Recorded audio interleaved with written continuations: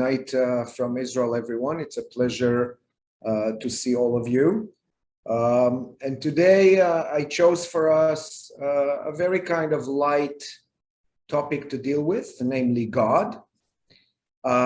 In order to discuss this issue, I would actually recommend for those of you who are interested to even get a pen and a paper for at least the preface, because I think it will be very helpful for you to negotiate some of the ideas that I'm going to present at a later stage as well. Because obviously what we're going to talk about today is not precisely a light meal.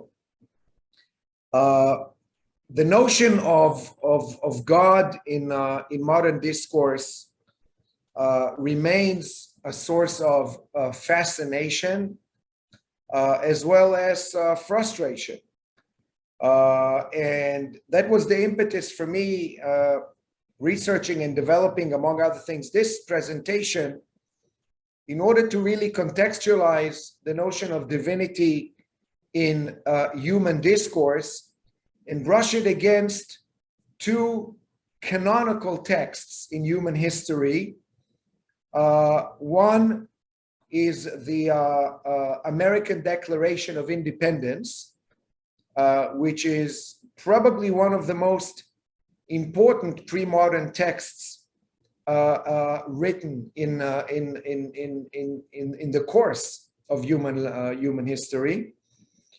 And the second one is, of course, the foundational biblical text of the Ten Commandments.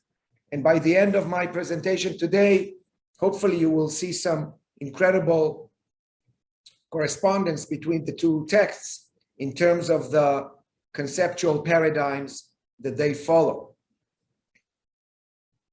Before we enter into those texts, however, there is a preface, quite an extensive preface that is warranted here, because without it, it will be very hard to understand what it is that we're tackling.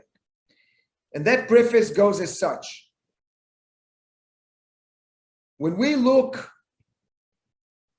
at the discussion about God in human history, not just Jewish history, but in human history, we find that there are three levels of discourse, three levels of appreciation of divinity that unfortunately are being used oftentimes interchangeably in popular discourse and even in scholarly circles. And those three dimensions of discourse are: one, philosophy; two, theology; and three, religion. Let's start with the first one. When discussing divinity, and remember the point of our discussion today is God. When discussing divinity from a philosophical standpoint, philosophy's interest in divinity focuses on what is known as God's essential attributes. That's the term, essential attributes. In other words, philosophy asks, what is God? Or who is God? What is the nature of God? And what can we say about that element, entity, idea, which we refer to as God? In light of those questions, you find that throughout history, the responses to these questions remain profoundly abstract. The essential attributes of divinity, therefore, are, for example, unity, God is one; totality, God is all; omnipotence, God is all powerful; omnipresence, God is everything or everywhere; simplicity, God is non-divisible. Purity, perfection. These are known as the essential attributes of divinity, presented here in very broad strokes, which basically allow philosophers to engage with the so-called nature of God in and of itself. However, one profound flaw of philosophical inquiry about God is that the discussion about the nature of God in and of itself does not commend or compel in any way the creation of the world. In other words, we could have still said God is one, God is perfect, God is absolute, God is omnipotent, God is omniscient, and there will be no world. In other words, philosophical discussion engages God in and of itself. When the question arises now, why did God create the world? Why is the world here? Why are we here? What is the purpose of this all? And right here and now, I'll introduce you with an Aristotelian term, which is very important for us to know. Teleology, T-E-L-E-O-L-O-G-Y, the existential purpose behind things. When humans start asking the question, okay, let's say God exists. On a philosophical level, I came to terms with the fact that God's existence is a necessity. Now, okay, now why did God create the world? That question, ladies and gentlemen, why is the world here? Why are we here? What is the teleology? What is the purpose behind creation? These questions begin the realm of theology, not philosophy. These are theological inquiries.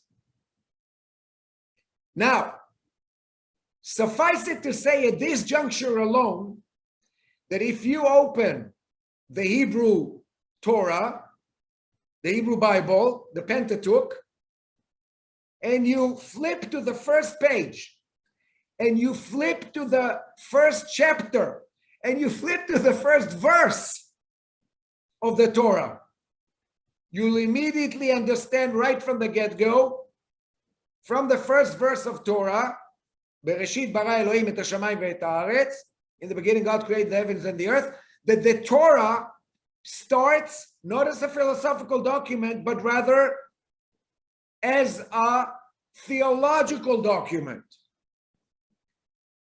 The Jewish Bible, the Hebrew Torah, the Pentateuch, starts from a theological premise. It has absolutely no interest in philosophical questions around divinity. God exists, that's axiomatic. Now let's talk about the world. Let's talk about the cosmos. Let's talk about the universe. Let's talk about humanity, mankind. Now, to this question, to this theological question, why did God create the world? And why did God create humanity as the crown of creation? Ladies and gentlemen, when you look at all the monotheistic constitutions, Judaism, Christianity, Islam, Baha'ism, in all of their versions, all of their branches, all of their denominations, and all of their foundational texts, you'll find that the backbone of the theological response to this question, why did God create the world, is ethical. The reason for creating the world is not because God needed to do so, but rather because God wanted to do so. And the reason for God creating humanity is in order for humanity to fulfill the divine charge, the divine ethical charge put before it through the act of creation.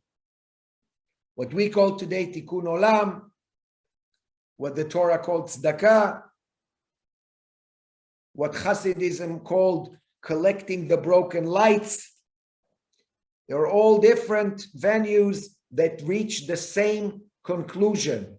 God created the world and humanity at its center in order for humanity to uphold the ethical charge put before it and turn this world in which we live into a world in which we believe. Tikkun olam.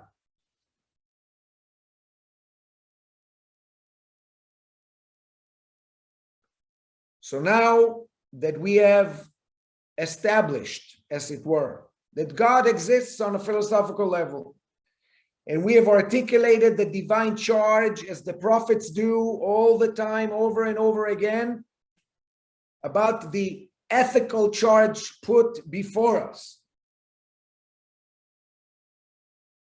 And I'm not speaking about the prophets in vain. If you actually read the prophets of Israel, you'll find something quite intriguing. There is a huge misunderstanding in popular discourse about who the prophets were and what were their roles on earth. A lot of people use the term prophecy as to suggest an ability to know the future. There is nothing further from the truth. Prophets did not know any future. What they did know is a possible future that is based on human conduct. In other words, a prophet in the biblical narratives, a prophet is a person, if you want to visualize this, a prophet is a person who looks in a way like a portrait drawn by Picasso. If you're familiar with Picasso's portrait, those grotesque looking faces, think about a prophet as someone who has one eye set on humanity, the other eye set on God, and the mouth articulates the gap between what God wants and what humanity does. A prophet is an individual who is plagued by the disparity between divine will and human conduct. In simpler terms, whenever a prophet appears in the human arena, forgive my crude language, it's just for the purpose of making a point, it's an oh shit moment. It means something went terribly wrong. You never find a prophet in the Bible coming and saying, hello guys, my name is Jeremiah. God sent me to tell you you're doing a great job. See you later. Never. A prophet is always a mediating agent between the divine will and the human conduct. And a prophet comes and says, this is what God wants. This is the envisioned trajectory of your deviation from that will. And if you follow prophetic language and prophetic text, you'll see that the byword of every prophetic text is return, repent, recalibrate, shuvu, return to my path, and nothing will happen to you. Redirect your actions in accordance with divine will, and nothing will happen to you. And I'll give you a fascinating example. Job, if you're familiar with, Jonah. If you're familiar with Jonah, Jonah is probably one of the most successful prophets and one of the prophets who really did not understand what a prophet is. Because Jonah is sent to Nineveh to prophesy and tell Nineveh that in 3 days, God is going to turn them upside down because they are sinners. And the people of Nineveh and the king of Nineveh actually takes this very, very seriously. As a matter of fact, my friends, if you read the book of Jonah, this is the only example in the entire Bible where even animals and cattle repent at the order of the king. He is not taking any chances with the God of Israel.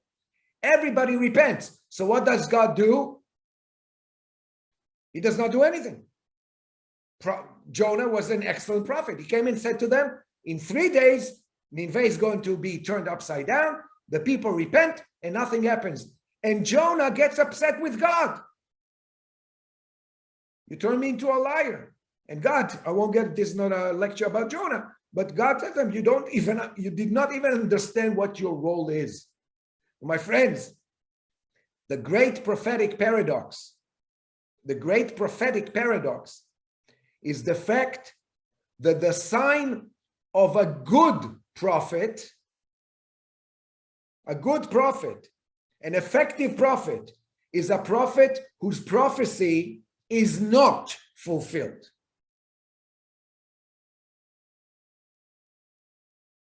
Now, why am I saying all this? Because within the theological discourse, the main point of creation is exactly that. The ethical charge put before men and women to fulfill the divine calling that was infused into them by the very act of creation through Torah and through other revelations. That's theology. Now, men and women assemble. They have the philosophical component intact. They have the theological charge addressed. And now they ask themselves a question. Okay, how are we now to respond as humans on the individual level, family level, community level, national level, global level? How are we to now best, most adequately respond to the divine charge in our daily lives? What does that actually mean? How are we to shift, to transform our daily lives from the second we wake up to the moment we go to sleep on any conceivable level as part of the human condition? What are we supposed to do in order for our lives to adequately correspond with the divine charge? What are we supposed to wear? How are we supposed to talk? What are we supposed to, how are we supposed to pray? How are we supposed to have marital relations? How are we supposed to treat our children, our family, our superiors, nature, trees, water? How are our lives becoming now different in result of that theological charge? That, my friends, is religion. That's a religious question. In other words, religion is a human reactive program. It's a reaction. It's a human construction that is based on the acceptance, on the a priori acceptance of a theological charge.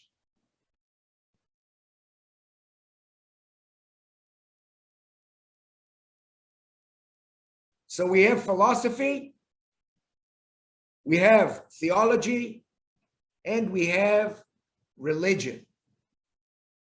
In today's day and age, in the 21st century, unfortunately, all of these terms and the God of each one of them has become shambled into one cacophony of noises. But more alarming and troubling is that most of the discussions about God perceive divinity only within the religious domain. And even more so, if you think about the pyramid that I just created for you here, philosophy, theology, and religion, you can already understand the following statements.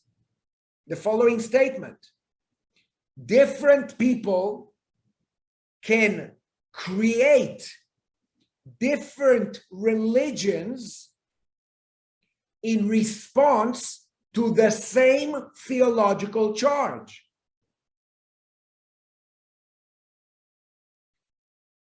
One group would decide to dress in a certain way, pray in a certain language, do da-da-da. The other one will decide to do it, but the theological charge is one and the same. More than that, if you look at this pyramid that I just drew for you, you'll see that the higher you get, the more monolithic it becomes, the less divisive. Religions are aplenty.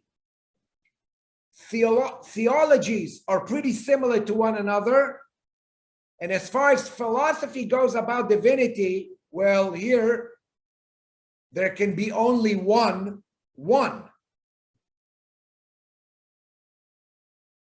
So when you talk about God from a philosophical standpoint, there's almost no disagreement.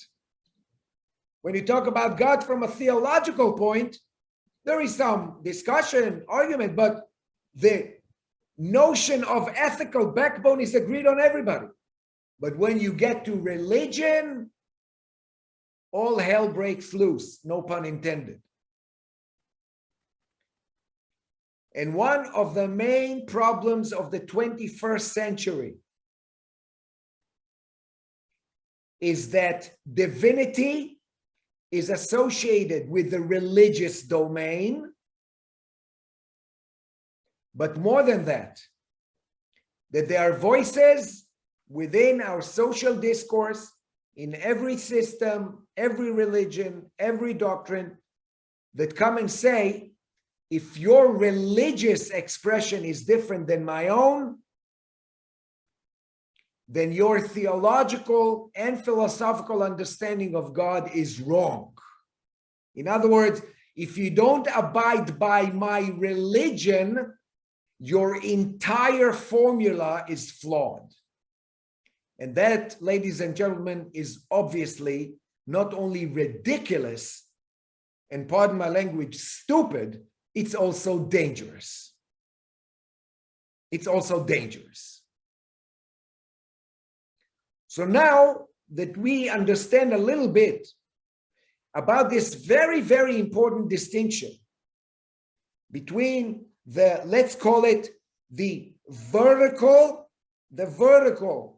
element of divinity and the horizontal level of mankind, humanity, and its reconstruction of itself in light of that charge, now let us explore the American Declaration of Independence together in light of what I just said. So Ari, please, if you can share with us the declaration. Wonderful. Okay, so we are joining this this important, very, very important document, which I would assume that all of you know probably very, very well. And we are not going to read all of it. We're just going to read the first two paragraphs and then unpack them. So we are looking at the 13, of course, the 13 colonies at the time, right? It doesn't say so here, but the 13 colonies of the United States of America establishing themselves as the United States. Here it says the 13 United States of America. And this is how it starts. When in the course of human events, it becomes necessary for one people to dissolve the political bands which have connected them with another, and to assume among the powers of the earth the separate and equal station to which the laws of nature and of nature's God entitle them, a decent respect to the opinion of mankind requires that they should declare the causes which impel them to the separation. Beautiful prose, whose end line is basically explaining to the monarch in England why they are no longer going to be the sovereigns of that monarchy. In other words, we're saying goodbye to England. We're going on a new path, and it compels us to explain to you why we're doing this. However, I would like you to be aware of two terms that appear right here in this paragraph and are of profound importance, and those appear on the fourth line. The separate and equal station to which the laws of nature, with capital L, capital N in the original, and of nature's God, with capital N and capital G, entitle them. These are terms that are highly, highly influenced from 17th century philosophy and theology, namely by people such as Spinoza, Benedictus de Spinoza, the Dutch Jewish thinker, and true, by the way, first true Jewish philosopher, in my opinion, and other thinkers who talked about laws of nature and nature's God. In other words, here we need to introduce to you a term that you may have heard before, but is very important to understand in order to understand the mind of the founding fathers. And that is the notion of deism, D-E-I-S-M. Deism, unlike theism, T-H-E-I-M, which is the belief. Thank you, Ari. Deism, unlike theism, theism being the belief in a classical God who created the heavens and the earth and humanity according to the more straightforward narratives. Deism is the belief that God created the world, created the universe, and instilled in the universe and in humanity in particular God's entire ethical charge. In other words, God instilled in the human everything that God expects of humans to do. In other words, the human soul, as it were, is a divine potential awaiting to be realized. And once God created the universe, God left. Or in other words, God does not intervene in history.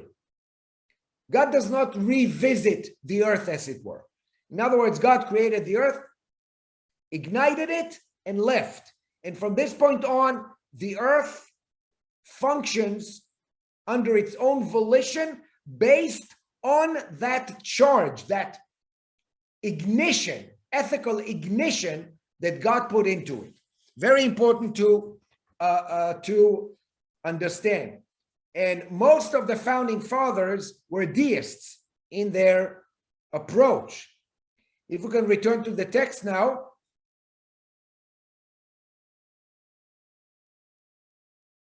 And now we're getting to the classical piece, which of course every American kid knows. We hold these truths to be self-evident, that all men are created equal, that they are endowed by their creator with capital C, with certain unalienable rights, that among these are life, liberty, and the pursuit of happiness. By the way, in close brackets, I'll tell you that in the original version that was written, it was the pursuit of property, just so you know. That to secure these rights, governments are instituted among men, deriving their just powers from the consent of the governed, that whenever any form of government becomes destructive of these ends, it is the right of the people to alter or to abolish it, and to institute new government, laying its foundation on such principles and organizing its powers in such form as to them shall seem most likely to affect their safety and happiness. That's what we're going to read today. Okay? Now, let's start, because almost every second word here is profoundly important. We hold these truths to be self-evident. Anyone wants to take to attempt to tell us what self-evident means here? Don't be shy.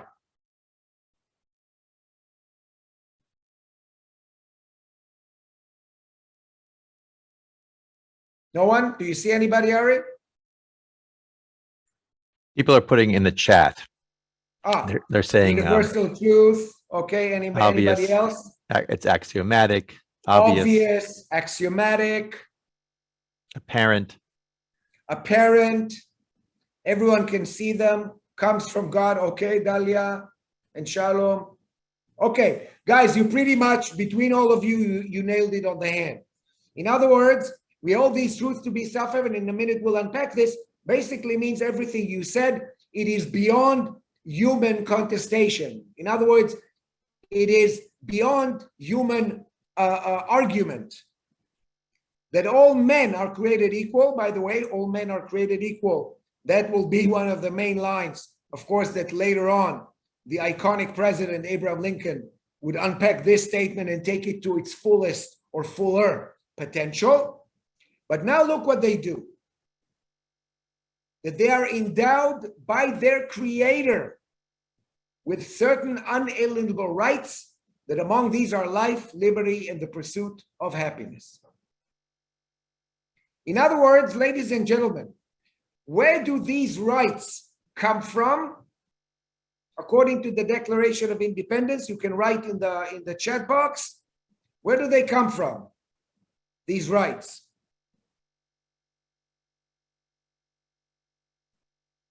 Exactly. Well, I'll put both together. And again, you nailed it among yourselves. You nailed it on the head. These rights are unalienable, which is another way of saying self-evident. Unalienable. These rights are unalienable because they are a divine endowment. And this is a very important thing to understand. The founding fathers here, right from the get-go, declare that life, liberty, the pursuit of happiness, equality, which is on the first line, these are all rights that become beyond human contestation because it is the nature of humanity to live like that as a divine endowment. Meaning that these rights are not contingent on human agreement. In that respect, what the founding fathers are doing here is a brilliant, brilliant move. Almost prophetic, if not actually prophetic. Because by positioning these rights as divine endowment, creator with a capital C, they actually say to everybody who comes behind them, after them, one, you can never, ever change these rules because they are eternal. But more than that, they come and say that these rights have absolute authority because they originate with an absolute author. Because they originate with an absolute author. So what we understand here is that the God, nature's God, the God of nature, the creator, all of these renditions, the divinity that the founding fathers are speaking of is what we can now call an ethical imperative, a moral imperative with capital M and capital I. God becomes an absolute moral imperative without whom these truth cannot be called self-evident, and these rights cannot be rendered unalienable. Now, this understanding in and of itself is quite profound because, quite frankly, it will be the 20th century, nearly 200 years later, that will find that the deadliest regimes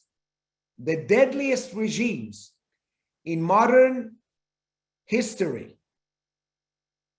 were regimes who denounced God. Not denounced God as a religious notion, but denounced the notion of divinity as a moral imperative. And one prime example of that, of course, is the Nazi regime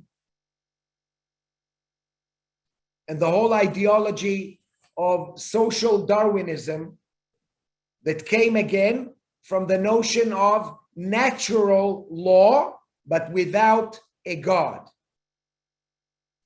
The ideology that stood behind that one was that when you look at nature, nature has a very, very clear mode of operation: survival of the fittest. The strong rules. Not only that, nature favors the strong. Nature endorses the strong. And nature, according to this mindset, also offers clues as to whom it favors in form of symmetric appearance and obedience to the golden mathematical rule of the golden rule of mathematics and geometry. So when you saw the Nazis and those who followed them measuring people's skulls and trying to find the golden ratio in the distance between the eyes and the nose and symmetry between the cheekbones and the crooked nose of the Jews, these were all part of a whole approach that tries to show that physical deformity is a clue of nature as to suggest also moral, ethical deficiency, and therefore the endowment of nature to those who wish to rule and are stronger. As far as the Nazis were concerned, they were merely trying to expedite the process of what they would see as natural selection. They just didn't have time to wait for evolution to take place. But you see what happens if you now come, and this is something that we need to grapple with from a philosophical standpoint. If you came to somebody who upheld that kind of a viewpoint and has no God, definitely not as a moral imperative, and you told him, look at what you're doing. Look at this. Look at what you're doing. It's wrong. His question to you will be as simple as it is daunting. Says who? Who decides that it's wrong? And if you told him, well, I think it's wrong, he'll say, well, of course you think it's wrong. You're the victim. You never see a victim that thinks it's right. But if you told him God thinks it's wrong, he'll say, I don't know what you're talking about. Because my God is nature. And the language of nature is adaptation and power. So if I adapted better and if I'm more powerful, I decide what's right and what's wrong. And in my book, not everyone is equal. Quite the contrary. What the founding fathers did here is a stroke of genius, because they wanted to ensure that people understand that what they wrote in the Declaration of Independence is not an agreement of men, of smart men who now decided on July 4th, 1776, that all men are created equal, but rather that humanity reached a level where it finally discovered this absolute eternal rule. It's like discovering radio waves. We did not invent them, we discovered them. They've always been there. You just come to a point where you tap into a certain level of awareness and you can use it as a tool. The same thing happens here. The founding fathers do not presume to suggest that they decided in 1776 that all men are created equal. Even they themselves did not fully comprehend the ramifications of what they wrote. What they suggested was equality among men. Certain unalienable rights have always been the language of God as a moral imperative, and we just now arrived at a level where we are aware of it.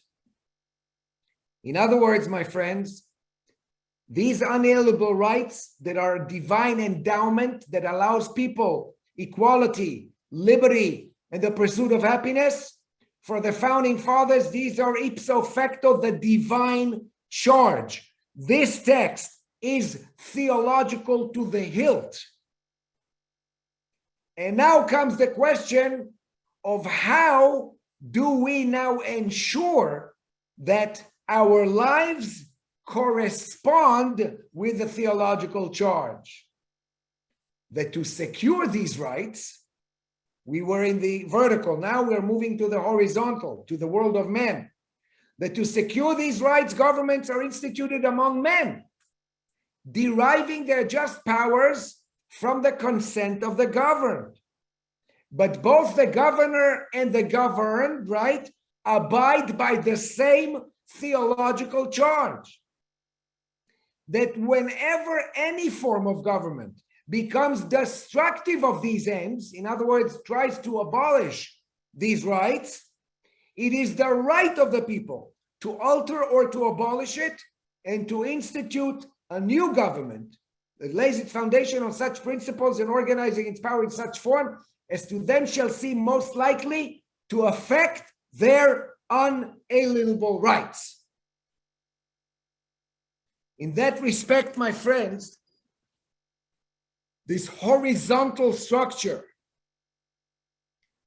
social cohesion, according to the American Declaration of Independence, is contingent upon the acceptance of divinity as a moral imperative, not as a religious concept at all.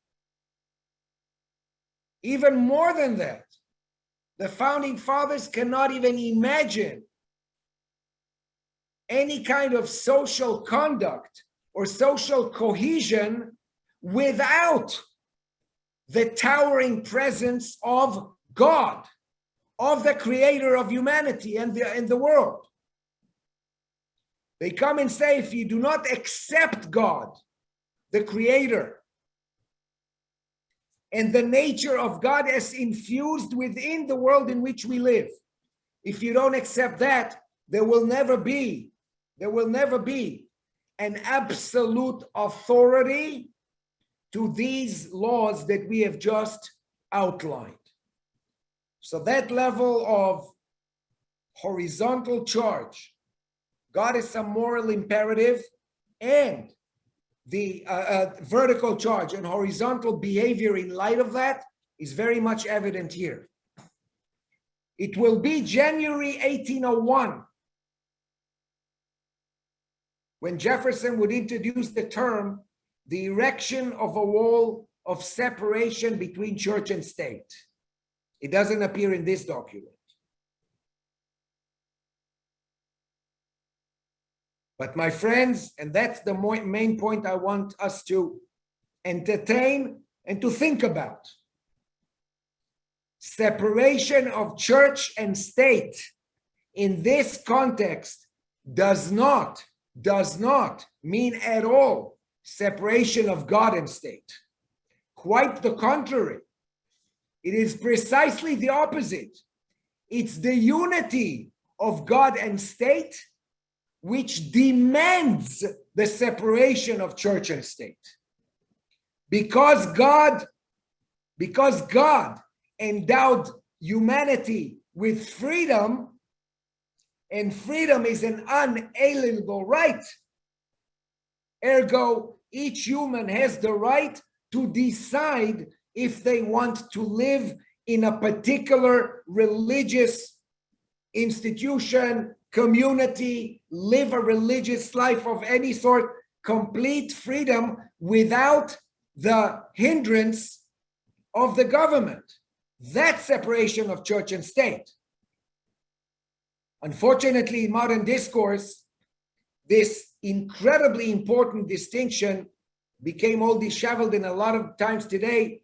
When people talk about separation of church and state, they even talk about the separation of the notion of God and state.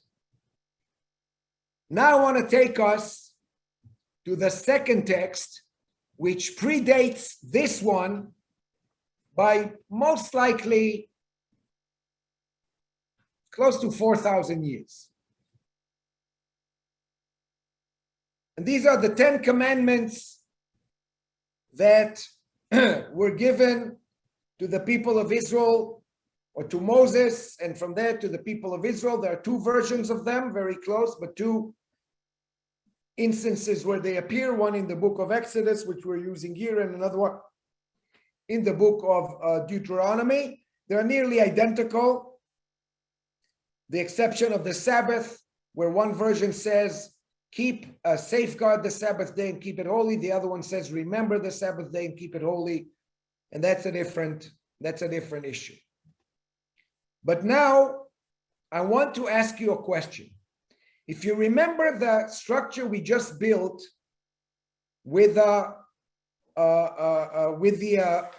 Declaration of Independence, that comes and says, God is an essential ethical imperative without whom we cannot understand the absolute and the arresting nature of all of our rights as human beings. I want to ask you a very simple question about the so-called 10 Commandments.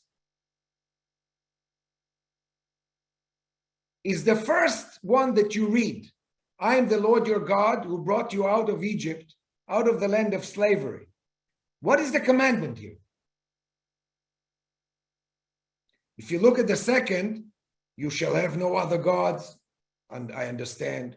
You shall not make yourself an image, I can understand. If we scroll down, thou shalt not, thou shalt not, you shall not, remember that, honor your father, your mother, you shall not, you shall not. Those make sense. The one that I find particularly fascinating is the first one. I am the Lord your God. What is the commandment here? What am I supposed to do with this one? Anyone?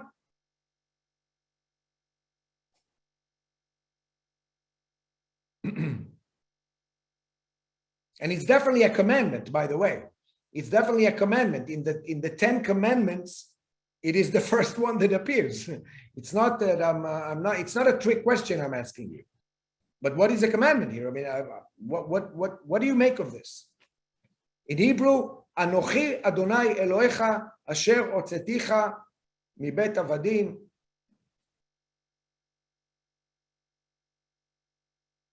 God is before all other priorities in life. Very interesting. To acknowledge God, okay. To believe that God is who he or she says he or she is. Recognizing God in history. Aside from identifying himself, God maybe is making a deal. I did this for me. You do the excellent. Okay. Remember your sources. Fantastic. Okay. The creation from which all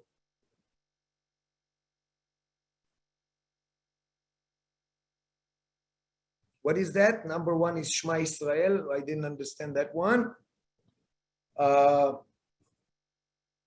Okay, I didn't follow. I'm not sure I followed, but just to clarify if I understood correct, Shema Israel is not a commandment. it is a great prayer, but it is not one of the 10 commandments.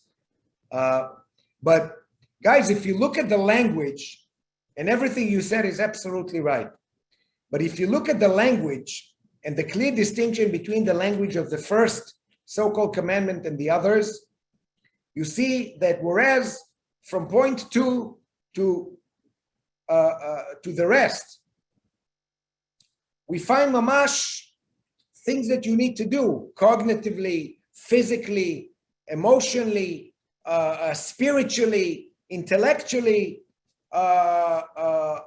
socially, things that are pretty more or less tangible. Here, we find something that very much runs in parallel to what we saw before. And that is, and some of you already said it, I am the Lord your God. If you don't accept me, if you don't recognize and accept me as the absolute author and the absolute moral imperative, don't even bother reading the rest of the other 9 because they have absolutely no authority.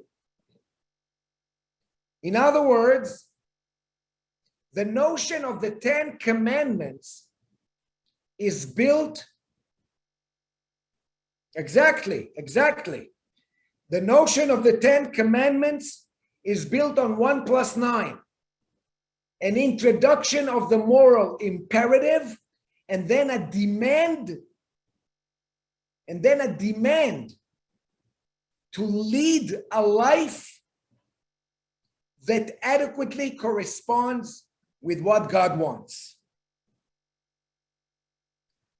So here again, we see that God does not appear as a religious concept. There is nothing religiously binding in not stealing or not killing or honoring thy father and thy mother. These are all parts and parcel of the human condition, but they are part and parcel of the human condition, and they are arresting and compelling because their source is understood as having absolute authorship. So it is the author who is absolute and therefore has absolute authority. In conclusion, I want to say a few things and then we'll open it to a few questions and answers.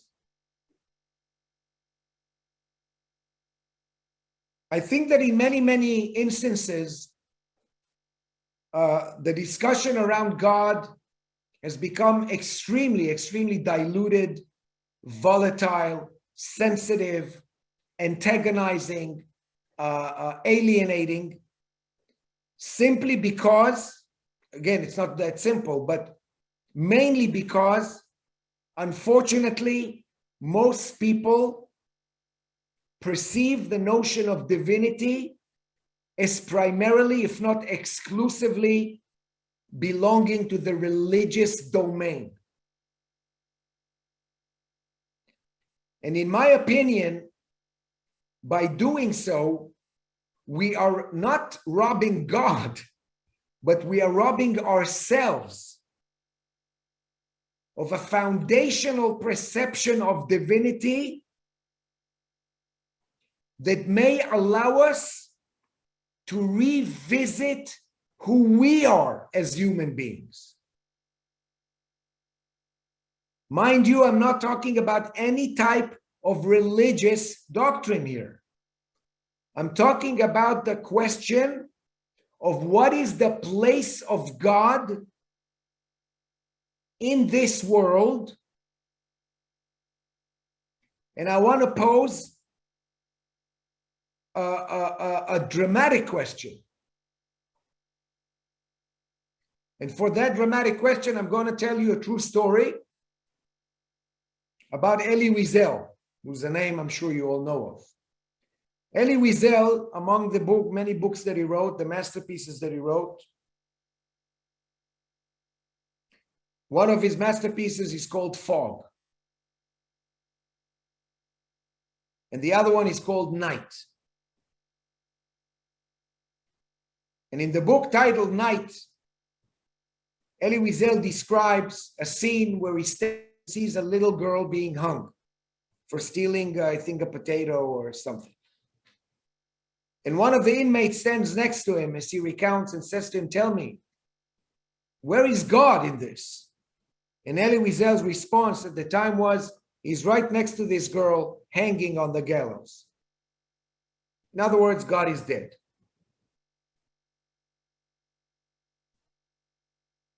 Many, many years later, Elie Wiesel, who came from a very, very Hasidic mindset. If you read his works are imbued with Hasidic folklore, mysticism, imagery, symbolism, very, very different from his contemporary Primo Levi, for example. But Elie Wiesel was asked by an interviewer about his return to God, as it were. He went through a phase in life where he reintroduced God into his life, as it were. And he was asked about it because he said, you said that God is dead. I mean, nobody's blaming you. We just want to understand where you're coming from. And his answer was quite chilling. He said, as much as the thought of Auschwitz with God is terrifying, the thought of Auschwitz without a God is tenfold more terrifying. And here lies the question before us.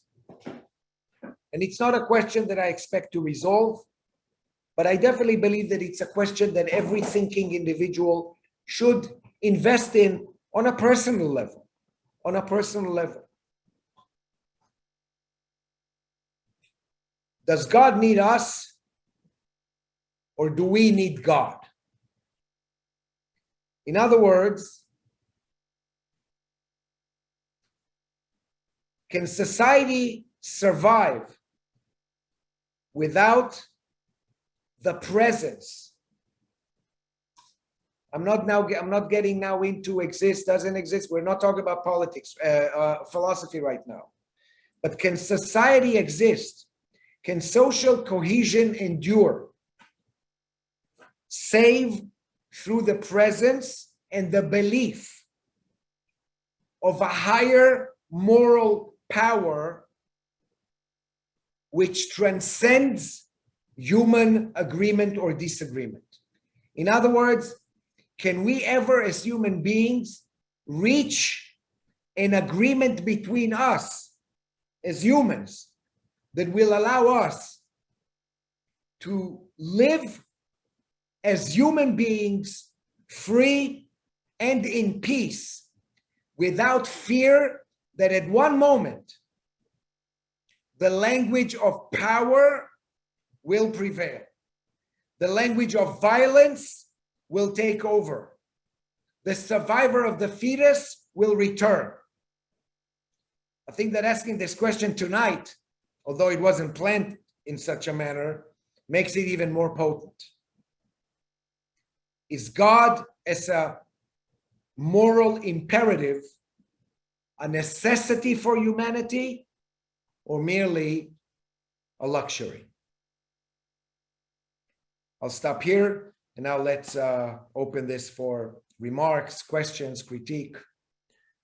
Thank you for the teaching today and the parallelism between the Declaration and the Decalogue. It's a great way to rethink our own founding texts. And as people write some questions, we have very limited time. Two things occurred to me. First of all, the fact that God, the idea of God, was a part of the world framework did not really save us from much destruction for much of our history. So just having a belief in God does not help us, because the religions then take that and fight and kill each other, and we see that going on to this very day. So that's not doesn't give us that much security necessarily. But the second is that everything you've laid out may work well, except if you're an atheist or an agnostic. Now you've just destroyed the Declaration of Independence for everybody in that regard. So how do you live in a world if you don't believe in a God, or you feel that you can't prove a God, and therefore now the underpinnings of morality are gone, and you're left only with maybe a survival of the fittest or a natural view of the world? Well, that's a great question. First of all, I will say this: in all my life, I have not met people who are more committed or obsessed with the notion of God as full-fledged atheists. So the fact that someone is an atheist actually gives me a lot of respect to them if they're truly an atheist. I met a lot of atheists who, after a very few words between us, realized that they're agnostics. But an atheist is a serious thinker about God. So there can be very interesting conversations with full-fledged atheists because they really think about that notion. For as far as agnostics, which I find to be far more honest, to call oneself an agnostic is really it is a question. Can we trust our human selves? And also, by the way, even if one says, I do not abide by a divinity, but by human nature, that becomes already what is a circular argument, because anyone else can say to him that, okay, whatever you call human nature, I call God. So we're in agreement, although we call it in very, very different terms. But the notion of, can we as humans that do not accept that there is any ladder or chain of morality that is beyond our agreement. In other words, can we sustain a society only based on human agreement? That's the foundational question. Now, I would say this, Ari, you're absolutely right. Religions throughout history have used theology and philosophy for destructive measures. However, I don't think it is a coincidence, and that's what I mentioned before, that the deadliest regimes in modern history were actually the godless ones and not the religious ones. So no matter where we look, being human is not a simple situation. And that's why I'm asking the question, can we trust ourselves to produce an agreed upon moral skeleton, or do we need something that transcends our agreement, as the founding fathers did, in order to make sure that we can sustain social cohesion? People are asking hard questions that really are not the nature of this discussion, but are great questions about God and genocide and good and evil. I think you've given us a lot. Maybe we'll have another session about good and evil, life and death, God and the Holocaust. We can do a lot about post-Holocaust theology and divinity, absolutely, if that's interesting to people. These are great questions. On a day when all of our attention is to democracy, I think we couldn't have, I guess, we didn't choose this topic for today. No. But I think we are thinking about human rights today and where they come from. And I would, as I started, I will end by saying none of us here really can change much of what's going on in the world right now.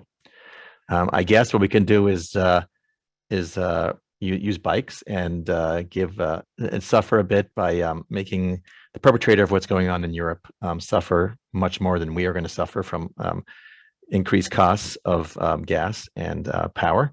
So we can maybe ride our bikes to work today. I don't know, ride our bikes back, but maybe we could think about these issues. Take a moment. I see Rosa Berman is there with her grandson Jordan. You've got generations that are focusing on these issues today, and maybe that's enough for us. Maybe it's not enough, but that's what we can do today. So I very much appreciate this. I'm a lawyer by training. I wish in my class before we started learning about civil rights and studying our Constitution, someone like you would have come in and given us this program, because whether you believe in God or not, whatever God the kind of God you believe in, you need to understand that and understand our whole society, our democratic society is built on what it's built on. So thank you for elucidating that today in the context of our Declaration of Independence, in the context of our own tradition. And I appreciate the time you've given us today, and I appreciate all of you for joining us today. Much to think about. You can go back to the news if you really want to, or take a moment and read the rest of our Constitution a bit, and lots more programs coming up. Not as we like to mix it up with depth in this regard. Today we did philosophy, theology, and religion, so that's pretty impressive. Thank you very much, Dr. Raviv. We hope to have you back for some more programs. Thank you, guys, and Shabbat Shalom, and be safe, and hopefully we'll see each other again. Toda rabba. Thank you so much. I will follow up this lecture as we generally do with follow-up materials, things to read. And if you would like to reach our speaker directly, I'll give you his email. Thank you, everybody. Thank you to Rabbi Savinar, who is not only a teacher, but a lecturer, although, as I've mentioned before, I will not, well, I won't say it because he gets mad at me because it was a joke. But it's always nice to have Rabbi Savinar and all the rest of you with us today. Take care, be safe, and I would say cancel your Ukrainian vacations. Maybe next summer. Take care.